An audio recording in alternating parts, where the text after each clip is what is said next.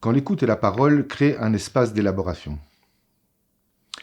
Alors ça, de penser la rencontre, le lien où il est question de parole et d'écoute, et que ça peut générer l'élaboration, ça suppose que l'un et l'autre prennent un peu de distance par rapport à un objectif qui souvent n'est pas énoncé, mais bien présent, qui est d'attendre des effets directs, des résultats de cette rencontre.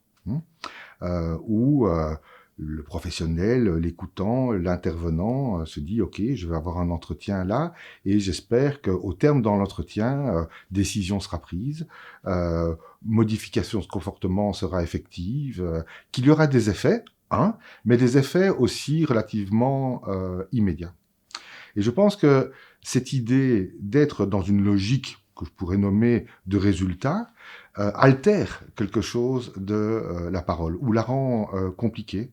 Donc moi, je suis de ceux qui pensent que dans bien des situations, en tout cas dans mes pratiques, je soutiens avec des personnes ou avec des groupes de penser des lieux et des temps différents. Des temps où on parle, où on se laisse aller, où on se laisse surprendre, et puis d'autres temps et d'autres lieux où on peut en dégager des pistes, des décisions, etc.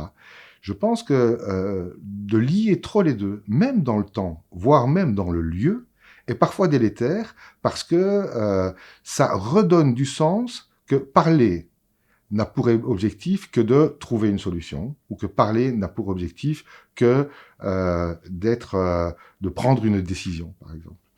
Et donc, ouais, moi, dans mes pratiques, notamment quand je rencontre des candidats bénévoles, parce que c'est aussi de cette place-là que je parle, c'est systématique. Hein. Il y a des gens qui disent, bah oui, je suis convaincu, je veux venir.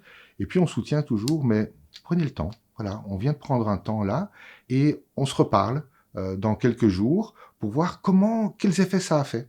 Et les effets à court terme peuvent se modifier dans le temps.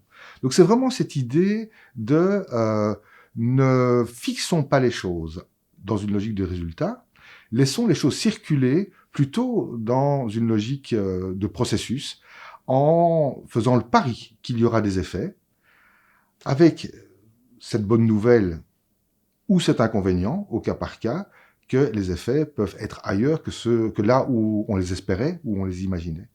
Mais je pense que c'est vraiment cette idée aussi de laisser du mouvement, parce que l'élaboration ne peut advenir que quand il y a de l'espace, du mouvement, et non pas que ce soit resserré dans une perspective de décision, d'efficience et d'efficacité.